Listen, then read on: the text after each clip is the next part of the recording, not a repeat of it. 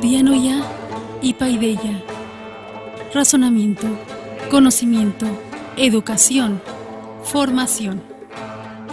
Un espacio para que difundas actividades culturales, arte, clases, conferencias, cursos, libros, seminarios, talleres y mucho más.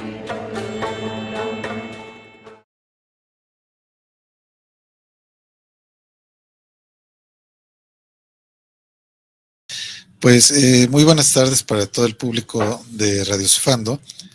Estamos en una entrevista con Agustín Pimentel, pues vamos, viejo amigo de Radio Sufando, una figura, pues vamos, no solamente en la música tradicional mexicana, pues, sino también en la laudería, construcción de instrumentos, también ha incursionado en lo que es el terreno de la antropología, la etnomusicología, y por si fuera poco, pues ahora nos va a venir a platicar de un libro que pues están publicando, sobre todo con motivo de estos pues espacios ceremoniales, los temazcales, que pues es algo muy propio de nuestras culturas originarias de México, y que pues para nosotros es un gusto tener nuevamente a Agustín Pimentel, quien es el patriarca del grupo musical Tribu, que bueno, pues muchísima gente lo conoce, no solamente en México, sino a nivel mundial,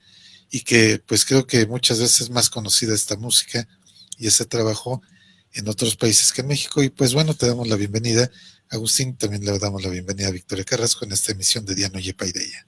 ¿Qué tal? Buenas Muchas tardes. gracias por la invitación y bueno, saludo a ustedes y al público.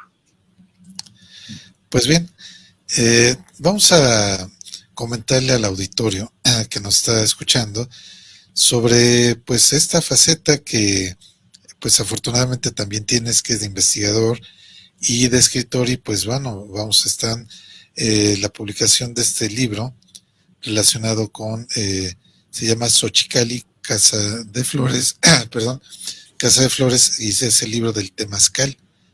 Este libro del Temazcal pues se va a presentar el próximo día 23 de abril, y pues va a ser la celebración número 11 del Temazcal Tlatecutli en la grieta del Marqués de Querétaro. Pues todo esto va a estar acompañado de una hora con 30 minutos a partir de las 9 de la mañana, que es la presentación del libro, y también es la experiencia del Temazcal. Entonces, no sé si nos puedes platicar un poquito más de este evento, Agustín, por favor. Sí, claro. Bueno, mira, el libro en realidad ya se publicó hace tiempo, en 2016. Lo publicó la Casa de Cultura de Celaya y se agotó la edición. No era una edición muy grande, se agotó pronto. Y ahora estamos haciendo nosotros una edición más artesanal, pero son libros de pasta dura con letras doradas y todo, ¿no? O sea, la presentación está muy bonita. Y bueno, pues te platico un poco cuál fue el proceso de elaboración de este libro. Primero, pues yo llegué a la edad de 5 años a una colonia recién iniciada en la alcaldía Iztacalco de la Ciudad de México. Es un pueblo, Iztacalco es un pueblo anterior a la fundación de la Gran Tenochtitlan. Y bueno, aquí vivieron los mexicas antes de como dije, de fundar la Gran Tenochtitlan. Y bueno, yo llegué cuando eran chinampas que se lotificaron para venderse como colonia. Y pues a mí me trajeron a los 5 años de edad aquí, cuando estaba en proceso. Era, haz de cuenta, vivir arriba de una chinampa que ya estaban los canales tapados. Había algunos destapados, como Canal de Sontle, pero ya no tenían agua. Y eran los campos de labor del pueblo de Iztacalco. Entonces había gente que venía de varios lados. Nos tocó la suerte de tener unos vecinos de apellidos Reyes Arrezola, que venían de Oaxaca, una familia numerosa. Bueno, aquí nacieron la mayoría de los hijos, y para cada nacimiento, bueno, el papá hizo un temazcal para los menesteres propios del embarazo y el parto. Y entonces, después de que lo usaban con esos fines, nos permitían a los niños entrar al temazcal, ¿no? Y bueno, ahí fue a los 5 años pues, que entramos al temazcal, todos los amigos aquí, ¿no? Era una fiesta y después, bueno, así crecí. Desde muy joven el deporte que a mí me atrajo fue el montañismo. Entonces, montañismo es no solamente montañas, de pronto vas a lugares y me encontraba con que había un temazcal, generalmente hacía uso de él si me enteraba que había. Mi primera formación es como cirujano dentista en la UNAM y mi tesis se llama La odontología en el México prehispánico, pero en realidad mi intención era hacer la odontología tradicional en México. Ese era el capítulo número 1. Yo lo había terminado, pero estaba visitando curanderos tradicionales de diferentes lugares con la idea de recabar información sobre la odontología tradicional. Y muchos de ellos pues tenían un temazcal para fines terapéuticos. Entonces también ahí tuve un contacto. Cuando presenté a mi director de tesis el primer capítulo, me dijo, no, pues ¿para qué pierdes el tiempo? Ya es más que suficiente, ya quisieran otros hacer esta tesis de este tamaño y todo, ¿no? Y me valió incluso que me exentaran del examen y que tuviera una mención honorífica por el tema, ¿no? Pues de lo que se trataba, que era un tema que casi nadie presentaba. Bueno, una vez que terminé, trabajé un rato y yo como que extrañaba la vida universitaria y tener otras informaciones. Entonces, entré a estudiar antropología, estudié tronco común. Mis compañeros de tribu, ya tribu existía entonces, salieron de la preparatoria para entrar a la universidad, decidieron estudiar música y cuando les hicieron la plática, pues para ver cuál era su interés en la música, vocacional, digamos, la plática vocacional, una vez que ellos expusieron cuáles eran los motivos, pues les dijeron, ¿saben qué? Que aquí hay varios profesores que tienen intención de instaurar una carrera nueva que se llama etnomusicología, y por lo que ustedes platican, están que ni mandados a hacer para que sean el grupo piloto. Entonces piénsenlo y si quieren, pues pueden ser el grupo piloto. Cuando yo me había metido a la escuela de antropología con la idea de aplicar la antropología a la música, o sea, hacer la antropología de la música. Entonces, cuando vienen los compañeros y me platican, y yo les digo, bueno, ¿qué es etnomusicología? Pues es la antropología de la música. Y dije, pues justamente es lo que yo quiero. Entonces, todos los que formábamos el grupo en ese momento, entramos a estudiar etnomusicología. La carrera se caracterizó por muchas prácticas de campo, sobre todo a comunidades indígenas, y en varias de ellas pues me topaba con temazcales, y lo mismo, ¿no? Mis compañeros son vecinos, o sea que lo que yo estoy platicando, de alguna manera lo compartía con ellos, entonces era un gusto ahí, ¿no? Compartido.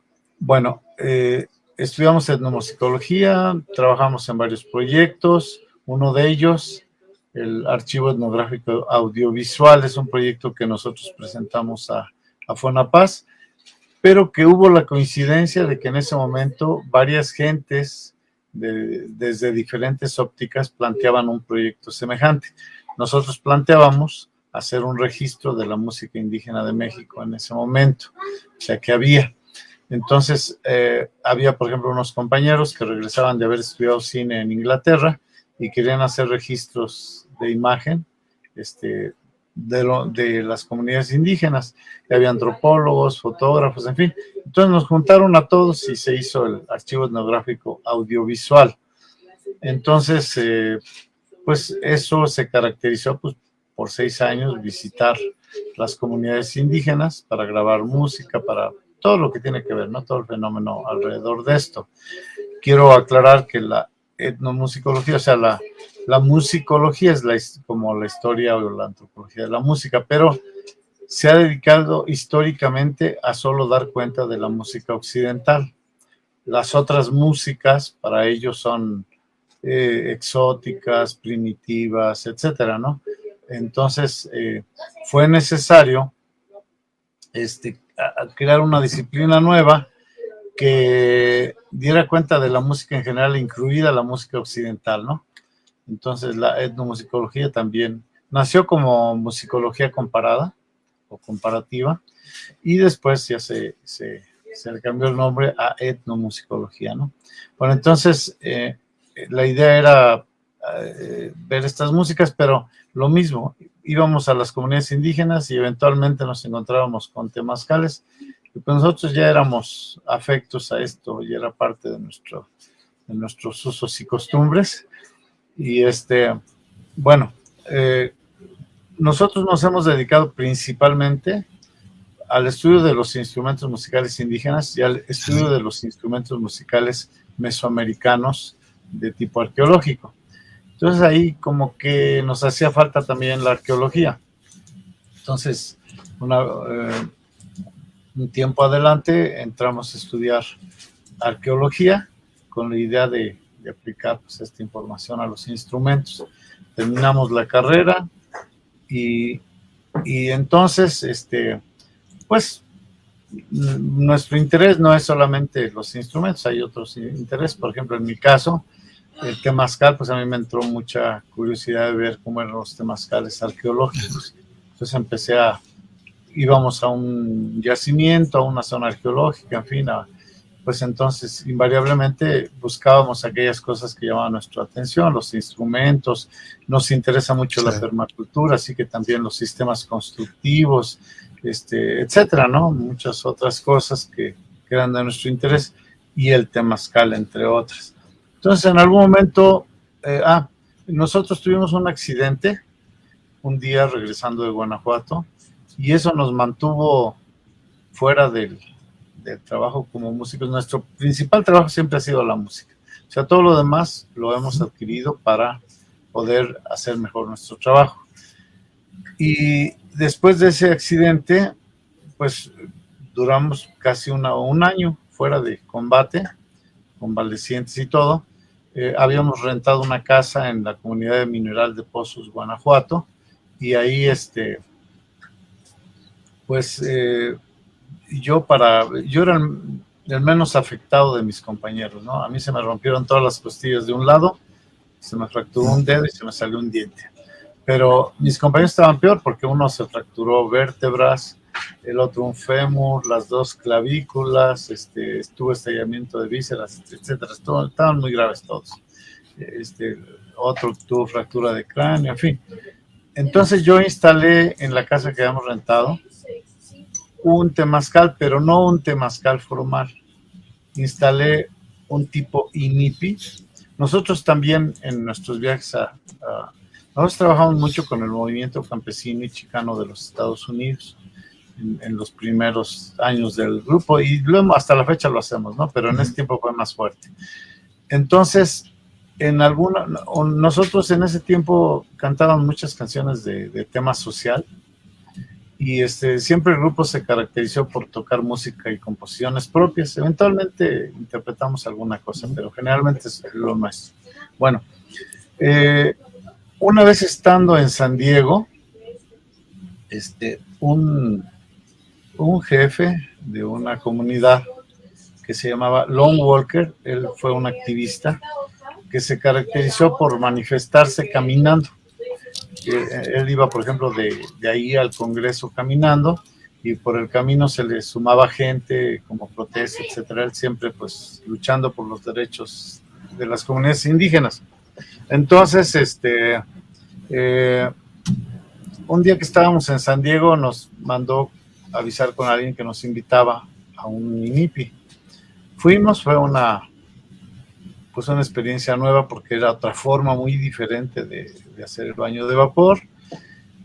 también recuerdo que en otra ocasión David y yo estábamos enfermos de las vías respiratorias y un amigo colombiano, Bonerges, tenía en su casa un INIPI, entonces también nos hizo ahí unos baños para que nosotros pudiéramos desalojar las vías respiratorias.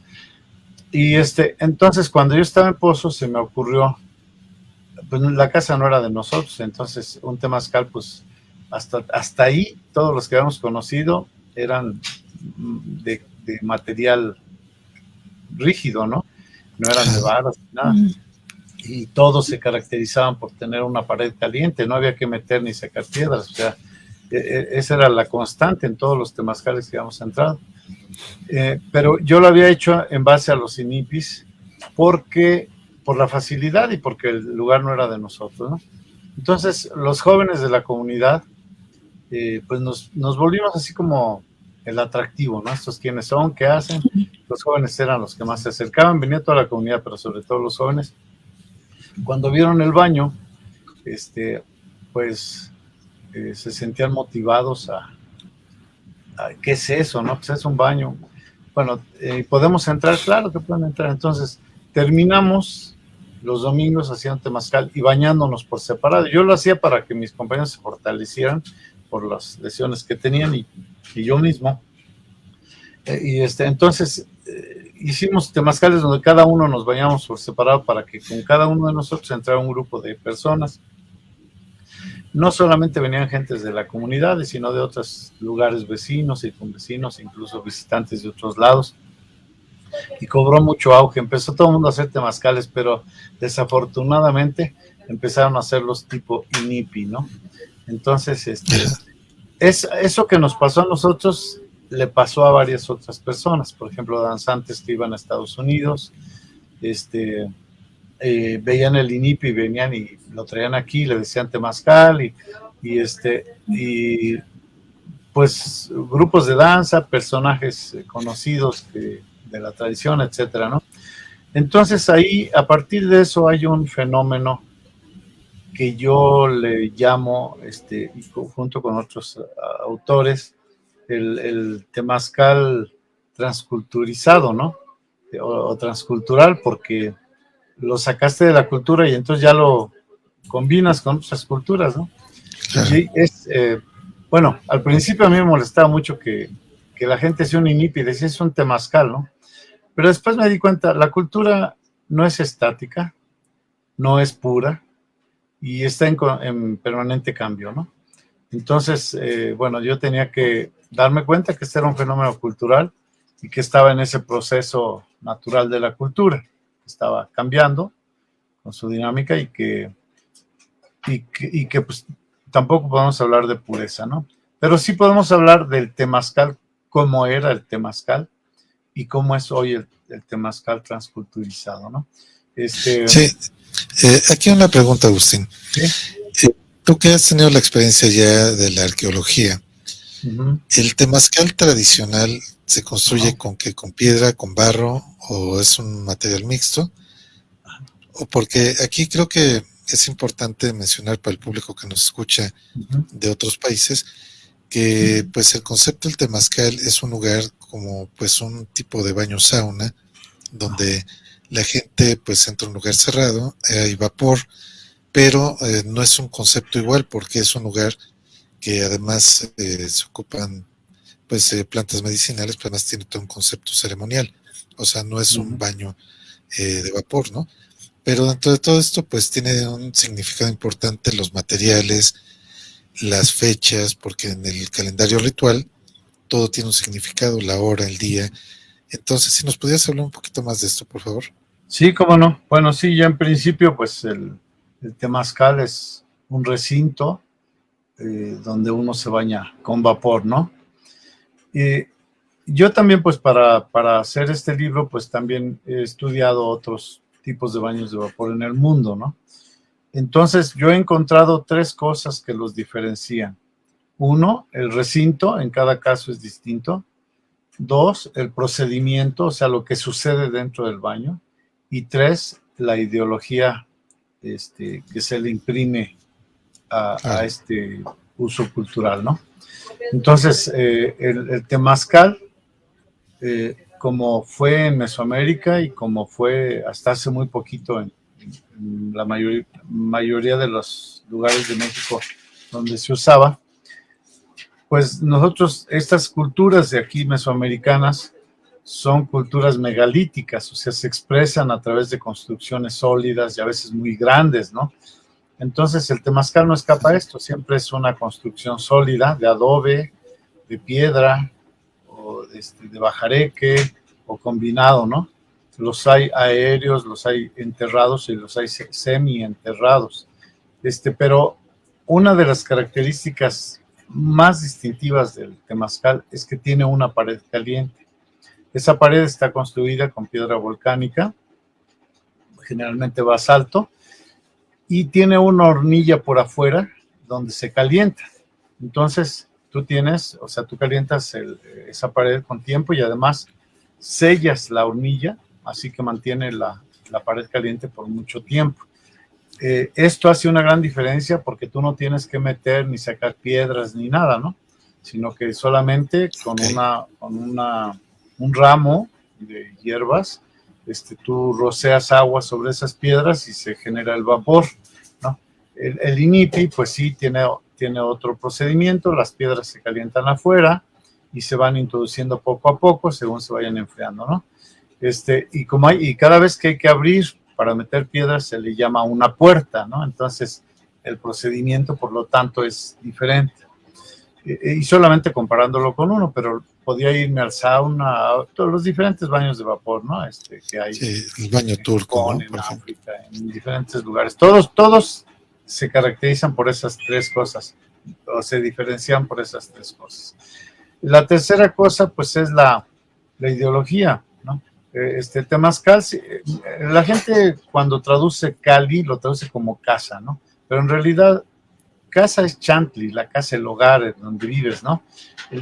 Yo me atrevería a decir que Cali más bien es un recinto, porque Cali se puede emplear para muchas cosas, como un recinto. Entonces, en este caso es un recinto para sudar, ¿no? Entonces, bueno, ya tenemos que, al ser el edificio diferente, ser sólido, tener una pared caliente, en los arqueológicos y muchos de uso tradicional en México, de tipo etnográfico, por decirlo de algún modo, pues tienen un sistema de drenaje, incluso para que llegue o tenga agua dentro, etcétera, ¿no? Otra de las características es que se usan manojos de diferentes hierbas con los que se fustiga el que se está bañando, ¿no? O sea, en el momento que está el vapor, se está fustigando con esos ramos. Esos ramos pues, son de diferentes plantas como pirul, romero, etcétera, ¿no? Y sueltan aceites por el calor y porque tú estás sudando. Bueno,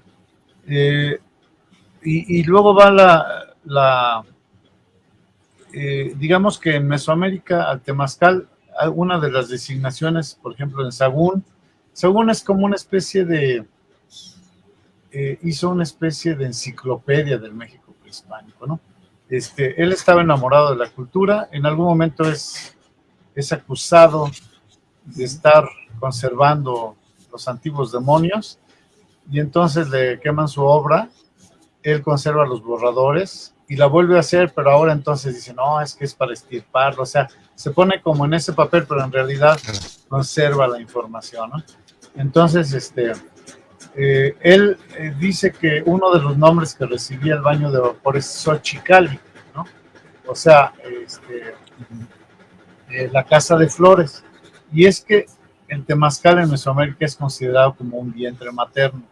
Entonces, se supone que la gente cuando entra, bueno, en principio es muy festivo. O sea, yo nunca entré a un temazcal donde hubiera ninguna rigidez de nada, ¿no? Y como les digo, no fue uno que visité, sino por varios años, muchos en Mesoamérica. Siempre era un motivo de alegría, de disfrute, de convivencia, muy familiar, en donde todo el mundo colaboraba, desde que alguien que traía toallas hasta alguien que traía hierbas, tés, etcétera, ¿no? Es como una madre quien dirige el temazcal, es muy complaciente, ¿no? tengo sed, te da agua o te da un té. Quiero salir, puedes salir. Quiero dormir un rato, duermes un rato allá afuera y luego entras. No es recomendable dormir en el temazcal por el problema del monóxido de carbono, ¿no? Entonces, pero afuera se acostumbra a poner petates o cates o algo y la gente sale a dormir un rato, a descansar. Los temazcales arqueológicos tienen incluso afuera unas banquetas o unos cuartitos para que la gente repose y entre cuantas veces quiere.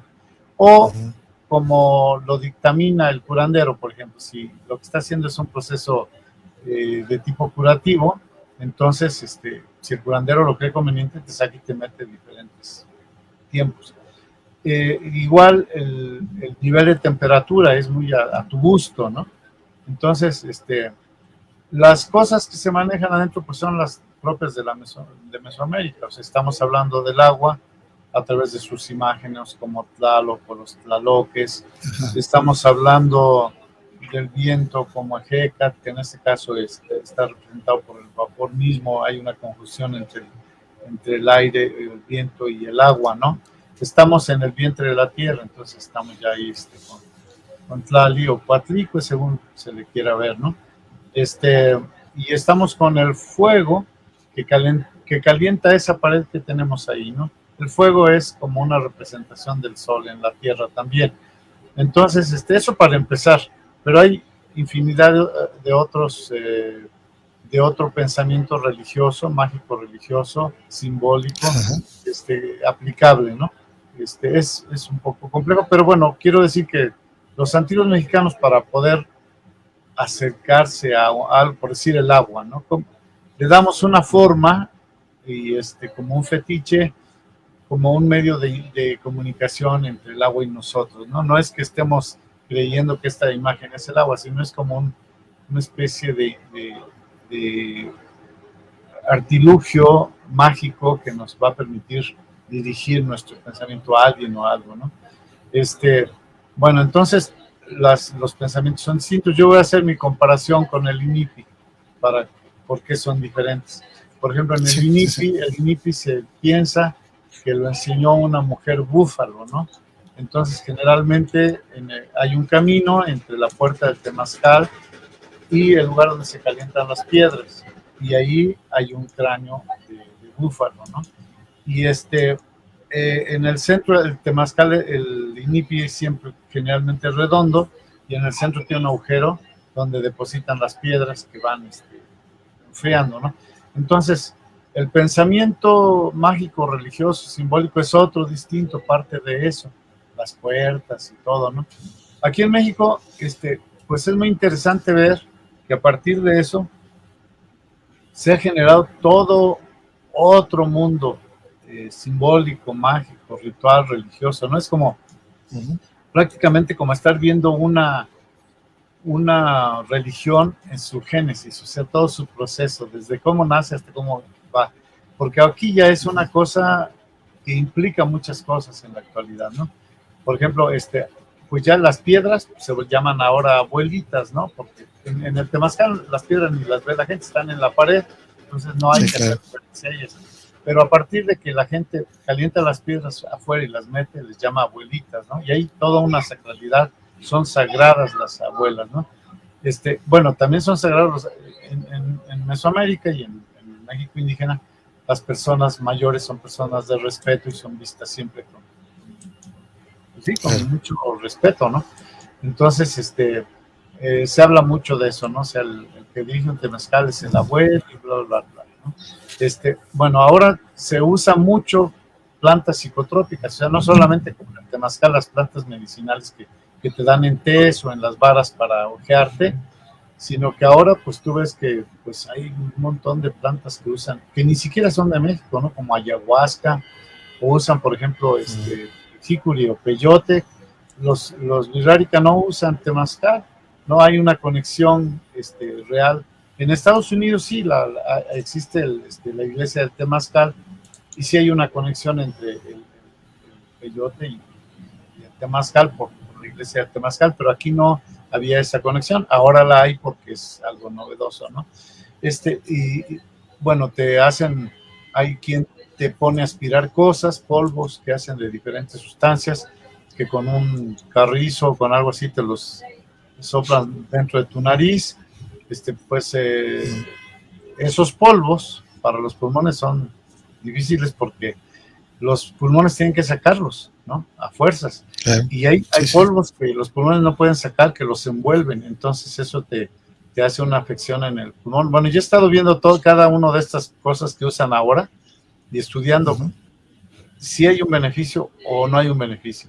Hay casos en los que podríamos hablar de cosas benéficas, pero hay casos en los que, y a todo le llaman medicina, es medicina temazcal, medicina cantar, medicina el tambor, medicina, todo es medicina. Las plantas psicotrópicas son medicinas, etcétera, ¿no? Entonces, yo veo ahora que pues eso es ya una cosa súper compleja, ¿no? Súper compleja desde todos los puntos de vista, ¿no? El modo de hacerlo, los dichos incluso, ¿no? Por ejemplo, en México se usaba decir ometeo, que en los temazcales tradicionales no dicen eso, pero pues tendría más que ver porque el ometeo es una cosa que en realidad no se sabe si en el México prehispánico se usaba, no hay fuentes que lo atestiguen. Eso nace más bien en tiempos más actuales, ¿no? Pero bueno, por lo menos nace de aquí y tiene que ver con aquí. Sí había algo que podemos considerar como el ometeo, que es como la dualidad, pero que no es vista ni siquiera como se ve actualmente, ¿no? O sea, por ejemplo, tú encuentras a alguien y vas con tu novio o tu esposa y dices, mira, te presento mi dualidad, ¿no? O sea, se acostumbra mucho ahí en el léxico de la tradición. Pero en realidad, de lo que trata, según las representaciones gráficas y simbólicas que encontramos, más bien es este proceso de cambio de una cosa a su contrario, ¿no? Como decir, por ejemplo, el día a la noche. Entonces tenemos el día y tenemos la noche, pero entre el día y la noche tenemos todos los grados de diversidad entre día y noche, ¿sí? Y viceversa. Y así para lo que busques tú, entre bueno y malo, tienes bueno y malo, pero entre el tránsito de uno a otro, tienes todos los grados de bondad o de maldad, etcétera, ¿no? De humedad. Y además se entrelazan con otros, ¿no? Por ejemplo, en el caso del temazcal, podríamos hablar de la luz, la oscuridad, el calor, el frío, la humedad, lo seco, la salud, la enfermedad, etcétera. O sea, son como círculos que se van entrelazando, ¿no? Es muy complejo y no es nada más así como decir dos cosas, ¿no? Como el día y la noche. Sí. Oye, Agustín, de todo esto que comentas, me surgen algunas preguntas. Sí. Obviamente una cosa es la práctica tradicional del temazcal, sí. Otra cosa es la práctica ya endoculturizada, donde pues se incorporan prácticas de otros países, en fin, materiales nuevos. Pero de hace rato de lo que hablabas de los vestigios arqueológicos, que había temazcales superficiales, había otros enterrados y otros semienterrados. Sí. ¿Esto tiene que ver con alguna situación, por ejemplo, ideológica del inframundo o de la práctica del reino de los hombres, en fin? ¿O simplemente era una cuestión de diseño para conservar mejor el calor? Yo creo que todo. O sea, yo creo que alguien que cavando un poco podía resolver el problema de hacer el recinto, ¿no? Cavando un poco o cavando totalmente. O sea, puedo hacer, si lo hago enterrado, pues me ahorro hacer paredes y todo esto, ¿no? O sea, yo creo que puede ser por ahí por facilidad constructiva, pero también puede ser una cuestión ideológica, ¿no? También el temazcal, pues de alguna manera tiene que ver con el inframundo, porque nos mete a ese mundo de la oscuridad, ¿no? El mundo, digamos, alterno al mundo de la luz, de la vida, etcétera, ¿no? Y, por ejemplo, una de las cosas que sí me ha tocado ver mucho, bueno, hay una actividad que en las comunidades indígenas, en algunas que conservan sobre todo el idioma náhuatl, le llaman cuatequitl. Es una acción que se hace de cuates, ¿no? O sea, cuate es gemelo. Entonces, un cuatequitl es una acción que hacemos como de hermandad. Y me ha tocado ver, por ejemplo, un grupo de personas que iban a irse a trabajar a los Estados Unidos como braceros. Entonces, tomaron un baño antes de salir porque ese baño los iba a hermanar y cuando salieran iban como hermanos, o sea, unidos como hermanos, ¿no? Me ha tocado ver gente que de pronto, por ejemplo, para iniciar una sociedad cooperativa o algún proyecto así colectivo, entran juntos a un baño para hermanarse, ¿no? O sea, para salir de ese vientre materno hermanados. Entonces, eso, que a mí me parece muy, muy bonito el símbolo, y mucha gente, cuando, por ejemplo, nosotros, después de conocer eso, nosotros, cuando la gente entraba con nosotros al Temazcal, decíamos un poco, bueno, hoy somos más hermanos, cuando salgamos de aquí, somos más hermanos que antes, ¿no? Porque estamos saliendo de un vientre, entonces, pero ese era, pues, yo no creo que nos alejábamos mucho del pensamiento antiguo, por lo que antes mencioné, pero sí era un poco lo que nosotros hacíamos y hacemos eventualmente, ¿no? Ajá. Oye, y aquí, perdón, comentabas al inicio de la plática que esto les ayudó de manera terapéutica y medicinal a superar, pues, lo que les había pasado en el accidente. ¿Les ayudó a ciencia cierta el Temazcal en todo esto? ¿O tú dirías que fue algo nada más a nivel, pues, muscular? No sé, o sea, no sé cómo lo vivieron ustedes.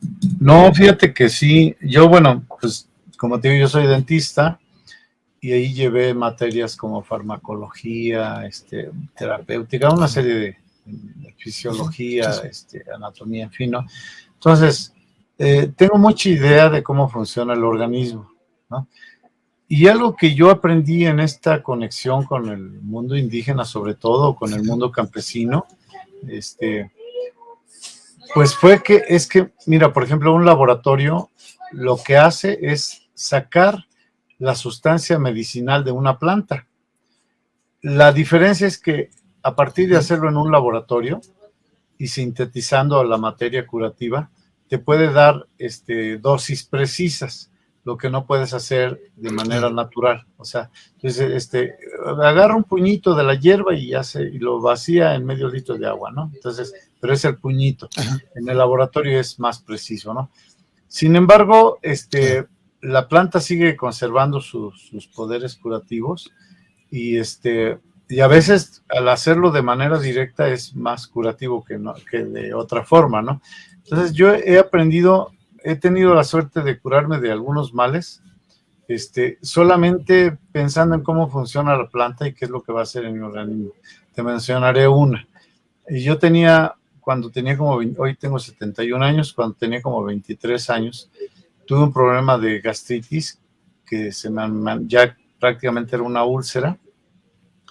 Y yo estaba pagando un médico que me cobraba muy caro y que las medicinas no me ayudaban demasiado. En algún momento, en la tierra de mi mamá, que es San Luis de la Paz, Guanajuato, un primo me dijo, ¿por qué no tomas chilcuague, que es una raíz, que disuelven en mezcal? Y yo dije, ¿cómo voy a tomar eso? Porque, ¿sabes? La sensación de tomar ese mezcal con chilcuague es impresionante. No tiene psicotrópicos, tiene un anestésico, sí, es vermífugo, o sea, mata microorganismos, amibas, lombrices, etcétera. Es cicatrizante y pues tiene varios beneficios así, ¿no? La raíz se llama, su nombre científico es Heliopsis longipes. Aquí los curanderos o en las tiendas de hierbas le llaman raíz azteca. Bueno, allá se usa como condimento en la comida porque como que enciende los sabores, le da un gusto especial, ¿no? Cuando un niño se raspa, se cae, por ejemplo, se raspa una rodilla, disuelven tantita de esta raíz y le ponen el agua y se le adormece, se le pasa el dolor, en fin, tiene varios usos, ¿no? Entonces yo al principio dije, no, pues, pero empecé a pensar, o sea, meditar cómo, pues sí, dije, sí puede ser, ¿no? Entonces lo empecé a tomar y yo tomaba una copa antes de los alimentos, y con eso bastó. O sea, lo que no me hicieron las medicinas y el tratamiento médico, lo pude hacer con esa planta. Y después la entendía. Esa planta, la gastritis que yo tenía era por tensión, entonces mi tensión hacía que mi sistema gástrico estuviera tenso, pero esa plantita lo relajaba, pero como además es cicatrizante, pues cicatrizaba y desinfectaba, ¿no? Entonces me curé perfectamente. Bueno, yo tenía desde niño, desde que nací, una hernia hiatal. Una hernia hiatal es una abertura en el diafragma, que de pronto atrapa el estómago y te da hipo, ¿no? O sea, es una de sus características. Pero es un hipo que te dura 2, 3 días, o sea, hasta que se zafa el estómago. Entonces, eso me causó muchos problemas con el grupo de música, porque a veces andábamos de gira y a mí me daba un ataque de hipo y era terrible estar en el escenario con hipo, y generalmente terminaba en el hospital y con medicamentos y todo, ¿no? Entonces un día me puse a pensar cómo pasaba. Entonces, cuando me daba hipo, yo brincaba con la idea de que provocar que se soltara el estómago de la hernia, y tomaba mucho aire, ¿no? Así repetidamente, o sea, así como respirando, y sí, se me quitaba. Bueno, se me quitó y ya hasta me cicatrizó. Me acaban de tomar una radiografía hace poquito y dice, tiene en su diafragma una cicatriz, y yo ya sé por qué es la cicatriz. Bueno, hace poquito tuve un problema gástrico y me dieron unos antibióticos, me los terminé y el problema no se terminó. Entonces dije, no, yo ya no tomo más antibióticos. Entonces, ¿qué hice? Pues tomar, por ejemplo, tomillo, que es antibiótico, y varias otras plantas, ¿no? Y así sistemáticamente, por ejemplo, la hierbabuena es maravillosa para el estómago, pero no la puedes tomar en la noche porque es muy ácida. La puedes tomar en la mañana o al mediodía, pero no en la noche. Y así a combinarle, estoy feliz de la vida. O sea, y entonces, con el temazcal, ¿qué hace? Te hace sudar. Entonces, con eso expulsas pues un montón de sustancias que tienes que segregar, pero que a veces por tu vida sedentaria, porque casi no te mueves, porque no haces ejercicio, están ahí, ¿no? Y entonces, si tú tomas bastante agua y además sudas mucho, y además el someter tu organismo al calor, hay varias cosas que suceden fisiológicamente. Por ejemplo, la piel, bueno, nosotros somos homotérmicos. O sea, ¿qué quiere decir esto? Que para que nosotros mantengamos una temperatura constante, tenemos 2 temperaturas. Una en la piel, o sea, por decir, que nos rodea, y una interior. La de afuera puede variar un poco, pero la de adentro no puede variar mucho, ¿no? Es muy peligroso. Entonces, la piel, una de sus funciones, y la epidermis, es mantener la temperatura constante del interior del organismo, ¿no? Entonces, nosotros, por ejemplo, para mantener esa temperatura constante, lo hacemos a través de los alimentos. Por eso comemos 3 veces al día normalmente. Y se produce por cuestiones químicas, ¿no? Hay animales que no tienen esta condición. Por ejemplo, vamos a suponer una lagartija, funciona de otro modo y tiene que asolearse para que su cuerpo se caliente, ¿no? Una víbora tiene que calentarse para que su cuerpo caliente, y nosotros no. Pero una víbora puede comer y durar varios días sin comer. En cambio, nosotros no tenemos que estar comiendo, porque la principal razón de que comemos tanto es que necesitamos mantener una temperatura interna constante. Bueno, cuando tú sales, por ejemplo, del temazcal, en el temazcal tú puedes salir y bañarte con agua fría, templada, como tú quieras, ¿no? No hay una restricción. En el INIPI generalmente sales y va el baño de agua helada, ¿no? Sin embargo, no es malo, porque tu organismo de afuera se le conoce como que queda en estado de corcho. O sea, se cierra todos los tejidos, se hace como una especie de corcho, y eso mantiene el calor interno. Pero cosa curiosa, tú ya no sientes frío. Por ejemplo, si tú sales de un INIPI y te echan agua fría, aunque esté haciendo frío afuera, tú no lo sientes. Te sientes, temperatura se conserva. Tú estás provocando un choque, sí, pero al mismo tiempo eso es benéfico. O sea, te beneficia. No en todos los casos. Hay padecimientos donde no lo hagas ni de broma, ¿no? Bueno, sí, efectivamente, mis compañeros y yo nos salíamos muy rápido, porque ese calor constante, ese someterte al calor, y al usar las ramas de Dios sueltan aceites. Además usábamos plantas que son propias para las contusiones y demás, ¿no? Ajá. Entonces, todo esto, pues sí nos fortaleció. La verdad, sí, pues todos salimos del problema a pesar de lo grave que estaba en algunos casos. Y bueno, otra de las cosas y de los beneficios del temazcal es que no tienes que enfrentarte al monóxido de carbono. Al estar el fuego y el carbón por afuera, a menos que tenga una grieta o algo, ¿no? Yo de todo no se aconseja dormirse en un temazcal porque hay el riesgo de que por alguna grietita o algo se filtre el monóxido de carbono. Ese es uno de los principales riesgos, ¿no? Entonces, en el INIPI, pues las piedras se calientan afuera y deben variarse o ojearse antes de meterse para que no vayan a traer restos de carbono, ¿no? Pero hay gente en la actualidad que calienta las piedras adentro del temazcal, eso es bien peligroso, ¿no? Si uno entra a internet, ponle así como prueba, accidentes o muerte en el temazcal, y vas a ver cuántos accidentes hay de este tipo, por gente que no sabe, por gente que se improvisa, ¿no? En ese sentido. Lo mismo pasa con las plantas psicotrópicas. Yo ahora que he estado viendo, por ejemplo, acaba de haber unas personas en Tijuana que las mataron con veneno de rana que usaron en un temazcal, ¿no? Entonces, lo vendieron así como que, tenemos aquí esto, bufo y no sé qué, ¿no? Y entonces, pues se murieron las personas y los que hicieron el temazcal pues solo están en el bote, ¿no? Y eso pasa cotidianamente porque pues la gente se emociona y empieza a dar sustancias que no conoce. Por ejemplo, el jicuri, los birrárica lo han usado toda la vida, se conocen perfectamente su manejo, cómo lo hacen, en qué condiciones. La gente está en estado de ayuno, de limpieza emocional, psicológica, etcétera, ¿no? Y de pronto llega un chavo de acá y empieza a vender temazcales con jicuri. Y no, pues hace muchos años, estoy hablando de unos 30 años, me tocó ver cómo moría una chava francesa en Real de 14. Bueno, nosotros llegamos y estaban haciéndole el funeral ahí toda la gente, y había muerto por un exceso de jicuri, ¿no? Entonces, no son cosas que se puedan tomar a la ligera, y que sí las toman mucho, ¿no? Pues, Sí.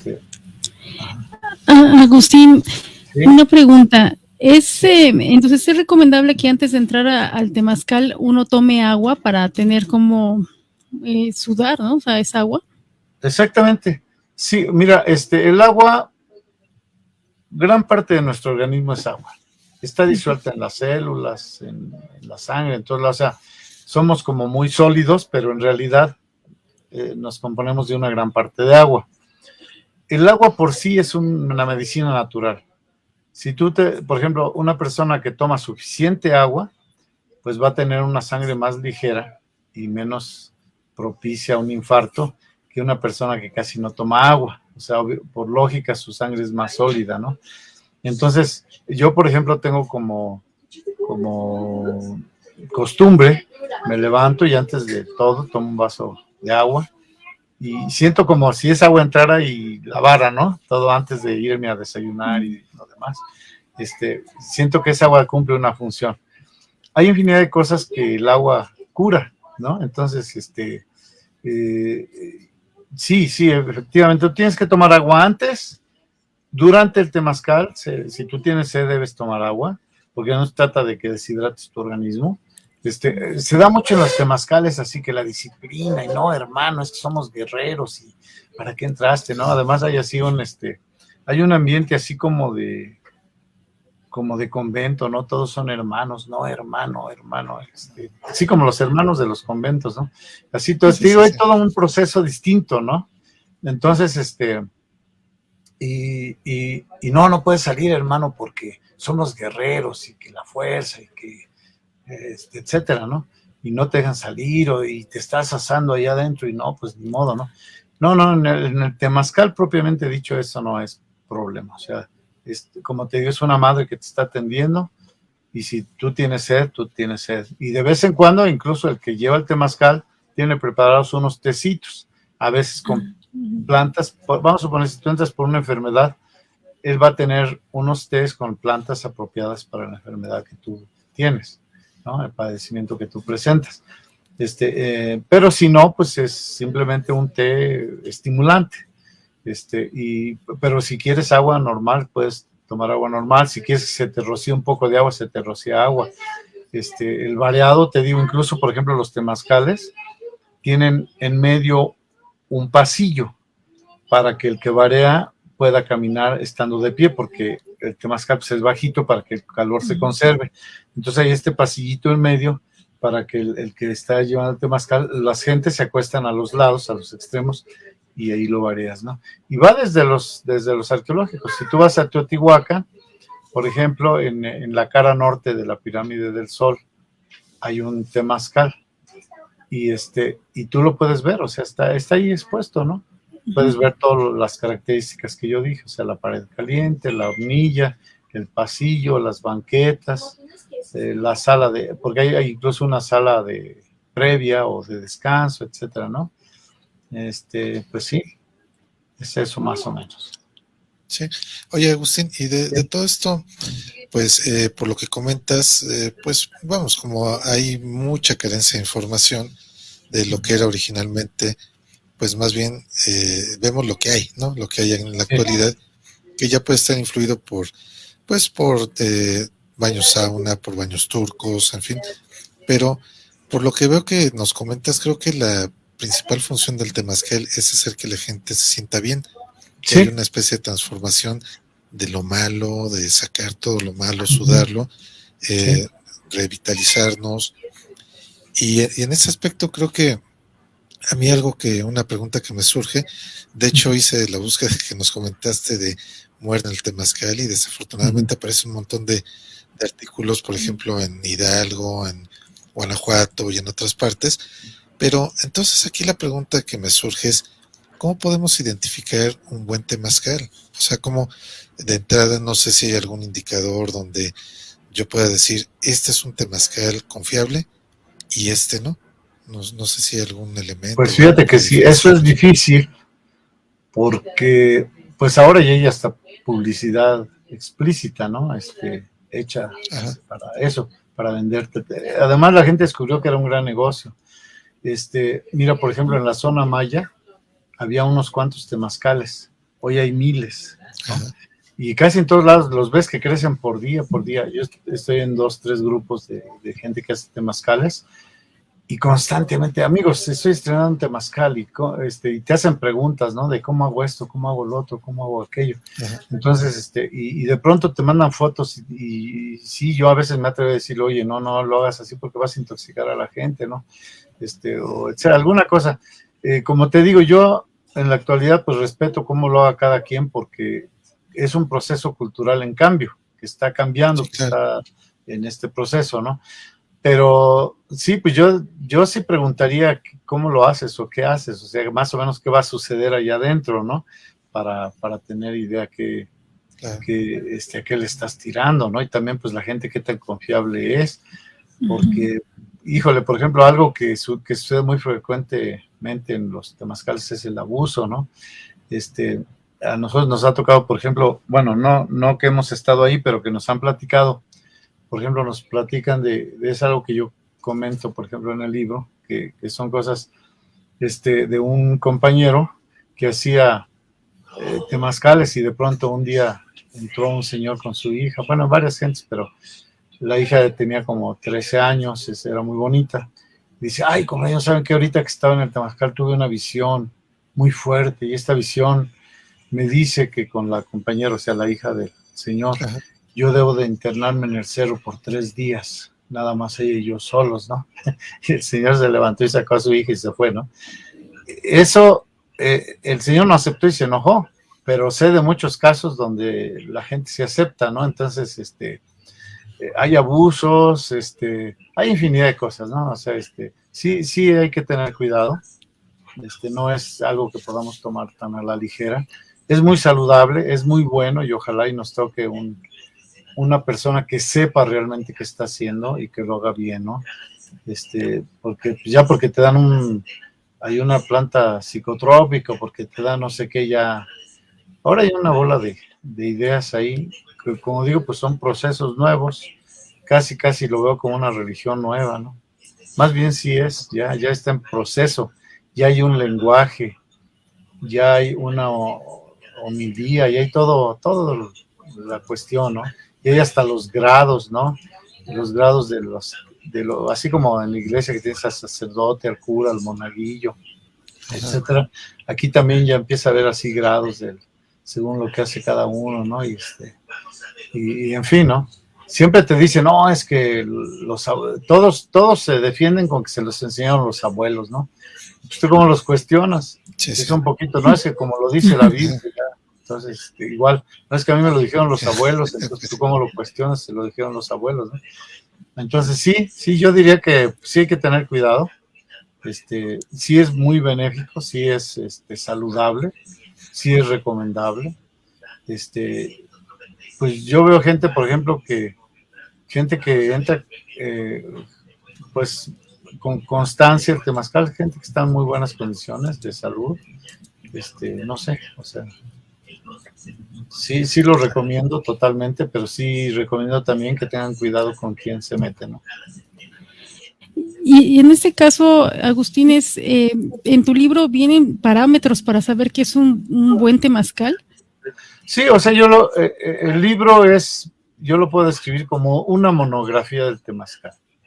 O sea, yo describo qué es el temazcal, cómo es qué partes lo constituyen, y luego muestro fotos y planos de temazcales en las comunidades campesinas, en las comunidades indígenas, de temazcales arqueológicos, hablo de lo que dicen las crónicas, de las imágenes en los códices, en fin, o sea, es reunir todos los datos posibles acerca del temazcal, que tú tengas una idea general de lo que es, ¿no? Las plantas que se usan, cómo se usan, del procedimiento, cómo es más o menos que he visto que lo hacen, y hablo incluso de los baños de vapor que no son temazcales, así de una manera breve.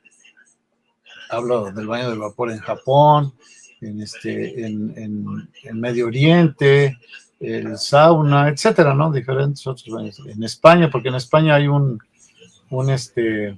baño de vapor arqueológico bien parecido al temazcal, o sea, en su constitución, ¿no? Entonces, ahora pues la gente lo está reviviendo y utilizando, pero por muchos años no se conocía, ¿no? Sí, claro. Oye, y de todo esto que comentas, pues yo creo que también convendría que estuviera regulado, ¿no? Vamos, Sí. No creo que sea tampoco el objetivo de coartar todo esto, porque es parte de una herencia cultural viva que tenemos en México, pero creo que sí se debe de regular, ¿no? Por ejemplo, incluso la edad, la condición cardíaca de las personas, si es recomendable o no, porque ahora que hablabas de esto de los baños de vapor, yo recuerdo hace años haber visto una nota de una persona, no recuerdo de qué país era, pero de un país frío. Sí, fue un ruso. Creo que era un ruso, que se metió y se coció, literalmente se le coció el cerebro, se murió ahí. Entonces, esto es algo que debe ser, como dices, ¿no? Una cuestión de disfrute, de regocijo, de sanación. Sí. Pero creo que también debe haber ciertos parámetros médicos como para poder identificar si esto es algo pues positivo, ¿no? Porque vamos, dentro de la innovación cualquiera puede innovar, puede decir, pues ahora vamos a meter pulque, vamos a meter no sé, un mezcalito, y quizá a lo mejor pues puede provocar alguna reacción cardíaca que no sea la adecuada, ¿no? O sea, no sé, yo realmente no soy médico, no te podría decir qué puede pasar, pero pues creo que sí hay un riesgo. Mira, sí hay varios intentos, sobre todo, por ejemplo, en Oaxaca hay algunas organizaciones que lo han hecho. Ahora la SEP tiene un sistema en el que si tú demuestras aptitudes y conocimiento acerca de algo, te da una certificación. Cosas que normalmente no ves en una escuela, en una carrera, ¿no? Y ese es el caso del temazcal. Yo no estoy tan seguro que la certificación es la correcta, o sea, en el caso del temazcal, porque he visto gente que tiene su diploma de certificación y está haciendo cosas que desde mi punto de vista no tienen que ver con el temazcal. Entonces yo dudo mucho de esa certificación, sí, por más que sea. Entonces, sí, fíjate, yo en el libro platico, había, o sea, de pronto aquí empezó a haber gente pero yo lo veo más como celo, o sea, como empezaba a proliferar gente que hacía temazcales. Entonces la gente empezó a decir, ¿y a ti quién te dio permiso de hacerlo? Esto solamente los abuelos dan permiso, y tú, ¿a ti quién te dio permiso, no? Entonces, en realidad en México pues siempre se ha transmitido a través de la tradición oral, ¿no? Entonces tú lo aprendes en tu familia, con tus amigos, como el proceso que yo platiqué, o sea, tú lo vas aprendiendo poco a poco. Cuando tú lo haces es porque así de una manera natural, así como se aprende el idioma, tú ya estás usando el baño, puedes hacerlo sin riesgos, ¿no? Bueno, entonces, pero había algunos, sobre todo gente que no tenía mucho tiempo haciendo temazcales, que estaban muy empeñados en este permiso. Yo dije, esto vendrá de Estados Unidos. Yo en México nunca lo había visto, nunca había oído a alguien que dijera, ¿a ti quién te dio permiso? Nunca lo había oído. Lo había oído de esta gente que está haciendo el temazcal transculturizado, ¿no? Entonces le pregunté a un amigo indígena de Estados Unidos si entre ellos existía este tipo de permisos. Dijo, fíjate que hubo un caso de un tipo que pues era así como que leía la suerte y el horóscopo en televisión y todo ese tipo de cosas, y un día promovió un baño de vapor, un INIPI, y cobró no sé cuántos dólares, $3,000, una cosa así por persona, y él hizo una construcción semienterrada que cubrió con hules y lonas y metió ya a la gente y todo, y él se fue a dormir en un cuarto de hotel, y a la mañana que regresó había 2 o 3 personas muertas, y dice, y a partir de eso pues nosotros nos dimos cuenta, es que dice, por ejemplo, los blancos aquí a las comunidades ven eso y luego lo quieren reproducir, pero no tienen el conocimiento de causa. Nosotros en la comunidad no tenemos esas restricciones, pero lo hemos aprendido de manera natural. Aquí todo el mundo sabe cómo hacerlo y todo, ¿no? Ellos vienen, lo ven una vez y lo quieren repetir, y por eso es que sí, de pronto hemos puesto así como restricciones, ¿no? Entonces, y te digo, yo he visto gente anunciando en Oaxaca que dan cursos y talleres y certificaciones, y no sé, me atrevo a pensar que es un poco mejor que las certificaciones que está haciendo la SEP, pero no estoy tan seguro, ¿no? O sea, en realidad necesito acercarme más y ver qué está pasando. Pero sí, por gente que ha sido certificada como temazcalero por la SEP, que de pronto está haciendo cosas que dices eso que tiene que ver con el temazcal, creo que el papel es nada más como para tener una justificación, ¿no? Claro. Oye, y para la gente que nos escucha y que le puede interesar tu libro, ¿dónde lo busca? ¿Con quién se puede dirigir? En fin. Como te dije, actualmente estamos, bueno, pues el libro, tú sabes que actualmente está también en un proceso de cambio. Entonces nosotros hemos optado por el libro artesanal. O sea, nosotros los imprimimos en la impresora, y tenemos varios tipos dependiendo del tamaño. Como es grande, pues lo imprimimos bien, tiene algunas hojas impresas a color, y luego lo mandamos a un encuadernador que hace un encuadernado profesional muy bonito.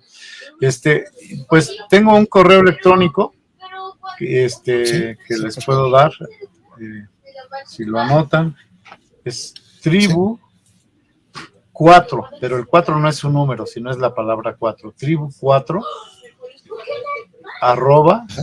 @gmail.com, tribu 4 @gmail.com, eso es. Y el evento al que me invitaron, esa gente es Violet La Solteo, tiene un temazcal que inició hace 11 años, exactamente, ese es. Y ahí se comunican conmigo, y si viven en la Ciudad de México, yo mismo les entrego o alguien porque somos una sociedad cooperativa, alguien de la cooperativa se los lleva a la estación, y si hay que mandarlo por correo, se los mandamos por correo certificado, sin costo extra. Tarda de 1 a 2 semanas en llegar. Hasta ahora nunca se ha perdido uno. De pronto han dado la vuelta por alguna razón, que no encontraron al destinatario y se regresó y lo volvemos a enviar. Ajá. Pero nunca se ha perdido uno, ni nadie ha perdido su dinero por eso. Ok. Te digo, el evento de los compañeros de Querétaro es en La Griega, en Querétaro. La Griega, pues cuando uno llega a la ciudad de Querétaro, está un poquito retirado, a las afueras de Querétaro. Se llama La Griega y pues ahí la pueden localizar. Se llama Temazcal Tlaltecutli y la compañía que lo dirige es Viole Tlazolteotl. Voy a dar el nombre de ella por si quieren asistir a este evento. Hay muchas conferencias, hay temazcales, hay libros, hay una bola de cosas que pueden ser de utilidad. El teléfono es 44 25 55 75 23. Tlaltecutli es el nombre del temazcal. La compañía es muy activa. Ella, por ejemplo, ha estado yendo a conocer diversos temazcales en el país y ver cómo están constituidos. Ha leído tanto libro, se le ha parado enfrente. En fin, o sea, es una gente que ha adquirido bastante conocimiento. A ver, voy a checar. Déjame el número tantito más para ver si está. Sí. Compaginarlo, 442, sí, 555-7523, sí. Y esto va a suceder el sábado 23 y domingo 24 de abril.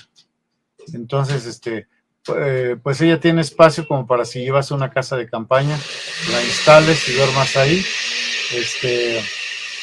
Y pues sí. Ajá. Y pues hay manera de adquirir alimentos y demás cosas. Ajá. Pero está el teléfono para que pregunten todas las dudas. Sí, sí. Otra vez el teléfono. Sí, el teléfono es 4425 55 75 23, 4425 55 75 23, que es pues el teléfono del contacto para poder asistir al temazcal el próximo 23 de abril.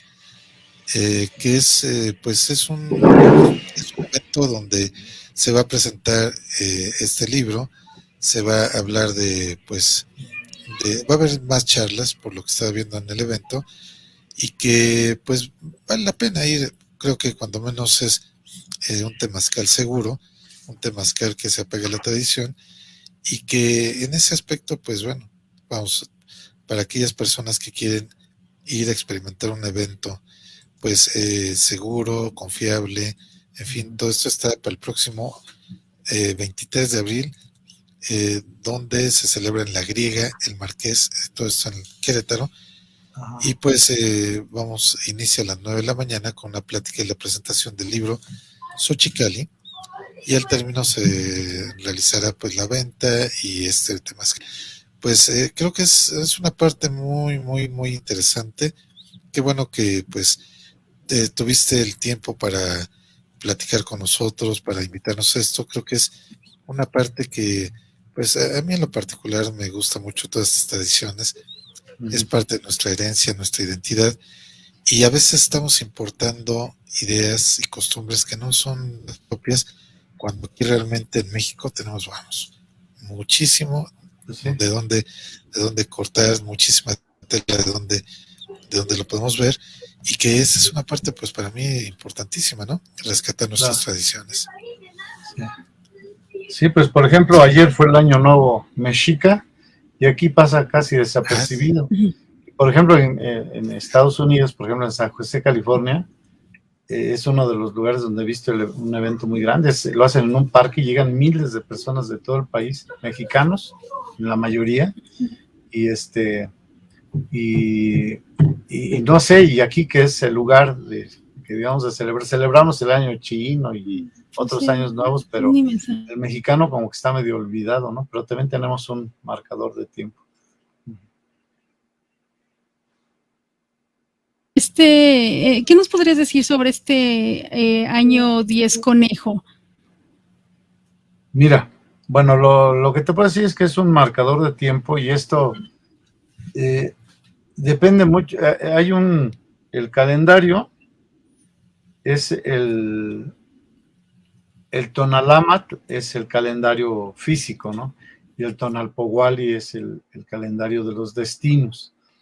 Es decir, eso existe físicamente y de acuerdo al año, en que el año, el día, la hora y el lugar hacia donde apunta tu cabeza cuando naces, tú adquieres un destino. O sea, según los antiguos mexicanos, estamos formados de tres cosas que determinan nuestra vida, ¿no? El primero es el Yolía, que es el que adquieres cuando naces, ¿no? Y luego, perdón, y luego eso es como el alma o el espíritu. Ese lo adquieres en el momento que el ser humano está en la vida intrauterina, en el momento que da su primer latido. Eso significa que la divinidad colocó ahí un Yolía, es decir, nosotros le llamaríamos como espíritu o alma, ¿no? Cuando nace adquiere un Tonali, que es su destino, de acuerdo a, como ya dije, el año, el día, la hora, el lugar hacia donde apunta su cabeza, adquiere un destino. La gente, pues lo llevaban con una persona de conocimiento, tenía su Tonalpohualli, y ahí lo consultaba y decía, no, pues sabes qué, según el día y todo esto, este joven va a ser alcohólico, ¿no? Entonces, se podía corregir, o sea, porque ya sabías cómo iba a ser. Entonces, hagamos tales cosas para evitar que ese destino se cumpla en ese sentido. No, si este va a ser un hombre próspero, trabajador, etcétera, entonces pues, no hay problema, ¿no? Y después tenemos el Ijillot, que es el temperamento. Los antiguos mexicanos decían que eso estaba en el hígado. Perdón, en el hígado. Entonces, nosotros decimos algo así, es visceral, ¿no? Entonces, se parece un poco a eso, Sí. nuestro temperamento. Entonces, esas tres cosas hacían como la personalidad de una gente. Los años solamente son, o sea, son ciclos de 13 años y 4 ciclos son 52 años. Esa es una cuenta. Entonces, cuando una gente cumple 52 años, se hace un atado de años, que es una ceremonia especial. Se supone que una persona, al cumplir 4 ciclos de 13 años, es una persona ya con un criterio formado, ¿no? Entonces, esa persona pasa al consejo. Se ha dicho que el consejo de ancianos, pero yo me atrevo a pensar que no, más bien es como el consejo de la gente ya sensata, de la gente ya más madura, que ya no hace las cosas así, pues nada más superficialmente, sino que ya tienen una conciencia, ¿no?, de lo que hacen. Los años, solamente hay 4 tipos de años, que son conejo, pedernal, pues conejo es el de ahora justamente es 10 conejo. Tenemos pedernal, caña y casa. O sea, solamente caen en esos ciclos. Y cada, como digo, al cumplirse 4 periodos de 13, se hace un atado de años, que es más semejante a lo que nosotros sentimos cuando pasa un siglo, ¿no? Como que sentimos que hay una cuenta. Entonces, para los antiguos mexicanos, los 52 era como una cuenta. Se usaba para muchas cosas. Entrar al tema del Tonalpohualli, pues eso no quisiera hacerlo porque sí lo he estudiado. Yo mismo trabajo con he trabajado impartiendo taller de códices, y entonces sí he leído, por ejemplo, lo que dice Sagún o lo que dice Durán respecto a los años o los días, lo que los caracteriza, pero en realidad, pues como además, otra cosa que quiero decir, el año en México no era así como parejo, ¿no? Que todo Mesoamérica era el mismo día, no. Aquí estaba de acuerdo a los temporales, o sea, cuándo se siembra, cuándo se cosecha, o sea, varias cosas. Entonces, el calendario de aquí podía variar un poco con el de Puebla, con el de Veracruz, es decir, no son muy así como exactos, ¿no? Que tengan que empezar tal día. Se considera más o menos, en la actualidad se ha tratado de uniformar, y este año 10 conejo, pues es más o menos así. Ahora, el conejo sí tiene algunas características que teóricamente deberían de influir en ese año. El conejo es inquieto, rápido, se mueve hacia diferentes direcciones. Se le relaciona con el pulque. Ahora, el pulque no es visto como una bebida fea, ¿no? Al contrario. O sea, el pulque se desacreditó en el tiempo de Porfirio Díaz para que él pretendía traer la cerveza, la industria de la cerveza a México, pero la gente aquí lo que consumía era pulque. Entonces, no competía la cerveza con el pulque. había que eliminar el pulque para que la gente optara por la cerveza. Entonces empezaron a hacer mitos así, ¿no? Pues que le ponen una monita, que es excremento de perro, que una bola de cosas, ¿no? Que eso nomás lo toma la gente marginal, nada más lo toman los delincuentes, y etcétera. Entonces empezó a desacreditarse al grado de que, pues no, o sea, y luego ya había pulquerías con el departamento de hombres y el de mujeres y no sé qué. De pronto la gente se dio cuenta que todo eso era una farsa recientemente, no hace mucho, y entonces empezaron a hacer estudios serios del pulque, entonces empezaron a ver que es una bebida orgánica, que tiene muchos beneficios, tiene hasta proteínas, etcétera, ¿no? Y que no es tan malo como se pensaba, más bien no es malo si se toma con moderación, con malo hasta tomar agua es malo, pero con moderación no pasa nada. Hoy, por ejemplo, están abriéndose pulquerías ya de tipo cultural. Aquí en Iztacalco hay una pulquería que se llama Los Hombres Sin Miedo, porque solo iban los hombres que no le tenían miedo a su señora, ¿no?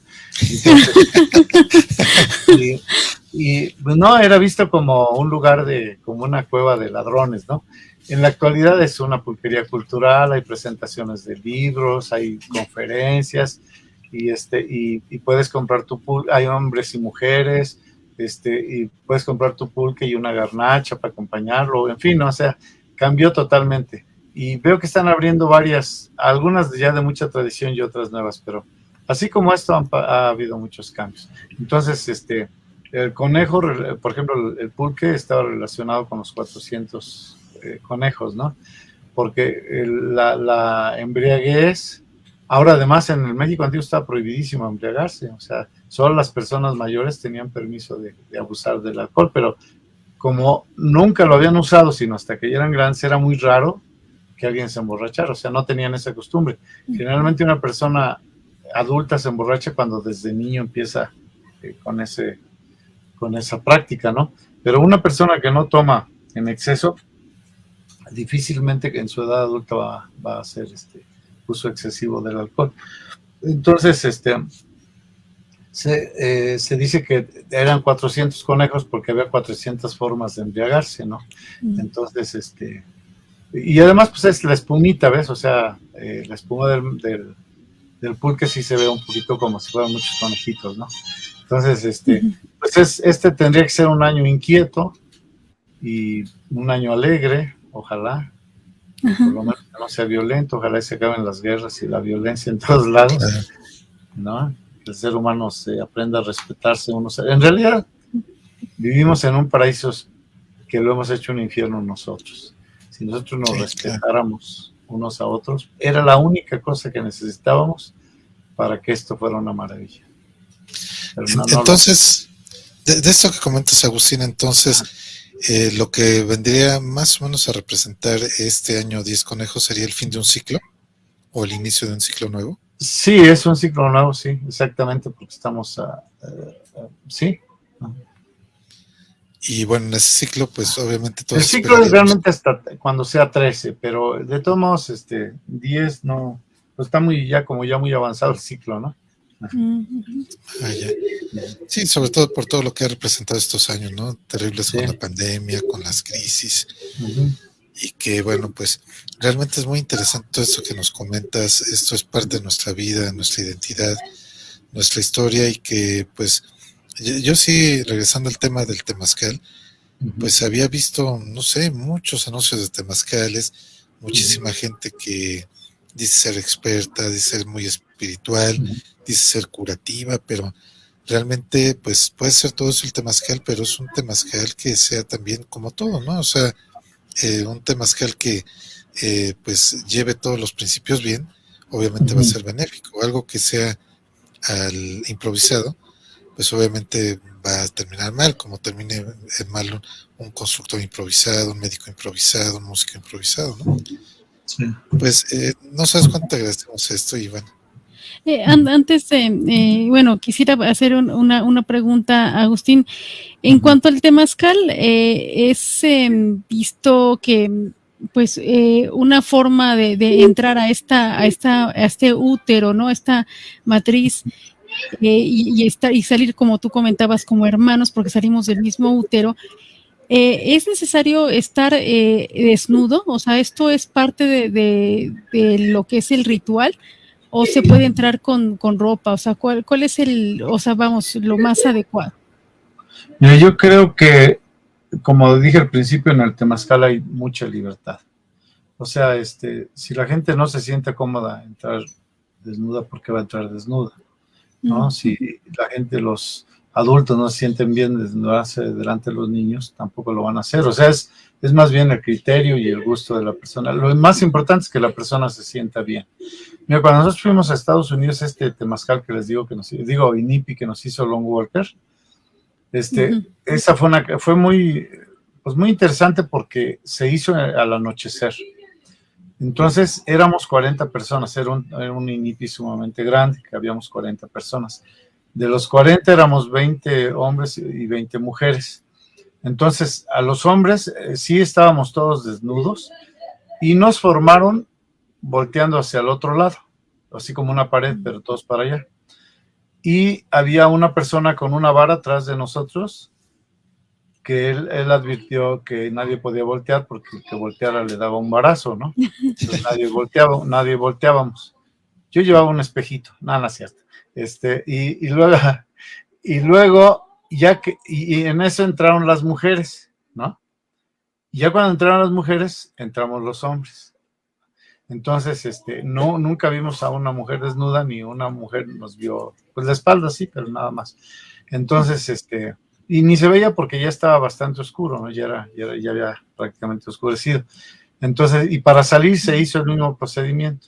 Salieron primero las mujeres y ya que no estaban ahí salimos los varones, ¿no?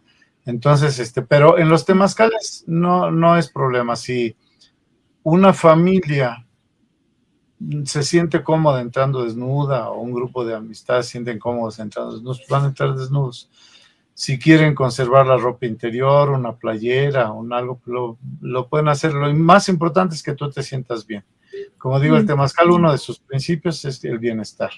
Entonces, tú tienes que sentirte tranquilo, contento, no que estés con inhibiciones ni nada, ¿no? Sino, lo que generalmente hace la gente es entrar con una playera, las mujeres, y un calzoncillo, igual los hombres, ¿no? Los hombres, pues muchas veces solamente el calzoncillo, no tienen problema con desnudarse la parte superior, pero también hay gente que he visto temazcales donde la gente sí le gusta meterse desnuda, pero no tienen problema, ¿no? Entonces, si no tienen problema está bien, pero si no se sienten cómodas, no. El principio es sentirte cómodo, no seguir cierta norma, cierta regla. Muy bien. Pues muchas gracias.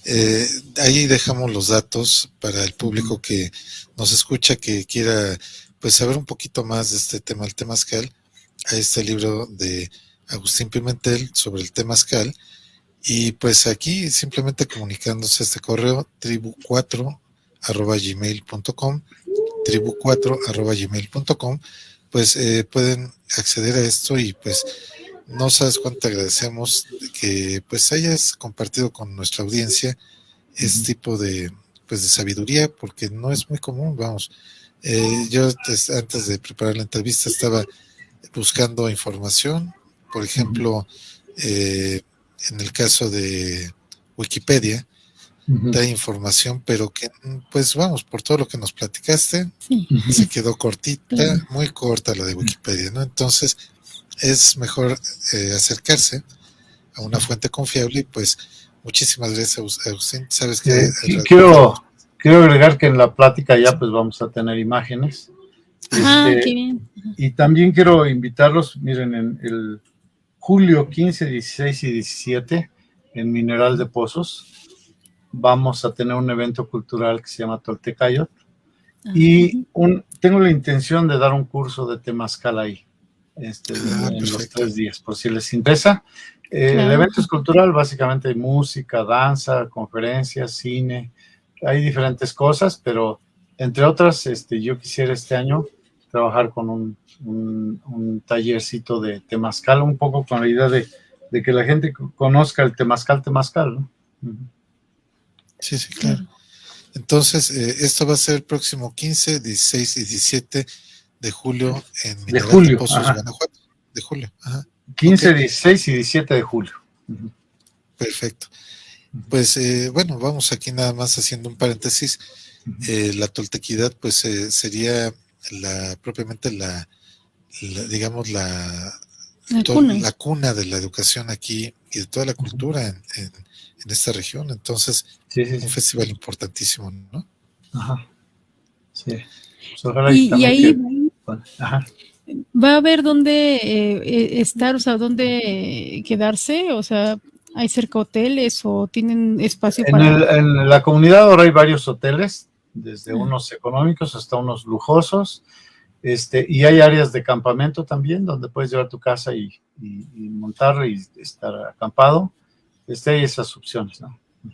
También hay gentes que en sus casas ofrecen cuartos en renta, entonces que no es propiamente un hotel, pero que durante la festividad disponen alguna alcoba, alguna recámara para hospedar gente. Entonces es económico. ¿Y esto es en Guanajuato? Es municipio de San Luis de la Paz, Guanajuato. Se llama Mineral de Pozos. Está a 8 kilómetros de San Luis de la Paz. Y se puede llegar por San José, se puede llegar por Doctor Mora, se puede llegar por el entronque que va a Dolores Hidalgo, por el entronque de San Miguel de Allende, en fin, si les interesa pueden escribirme a ese correo y yo les envío un mapita o algo. Y bueno, también si nos puedes dar después una entrevista, no sé, unos 15 días antes del evento, para que lo podamos promover. Claro que sí, con mucho gusto. Para nosotros va a ser un apoyo importante. Y bueno, Agustín, realmente es muy grato hablar contigo, platicar sobre todas estas cosas. Y agradecemos realmente este trabajo tuyo de analizar y de reflexionar sobre este tema del temazcal, porque sí nos impresiona el nivel de fallecimientos por personas que no saben cómo usar el temazcal y personas que confían, ¿no? en esas personas. Entonces creo que más que pues algo cultural, o sea, además de ser algo cultural para enriquecer el conocimiento de las antiguas tradiciones de los pueblos originarios en México, es creo que un deber, ¿no? Saber esto para no caer con personas que son realmente, pues no son profesionales, no saben del tema y nos están exponiendo.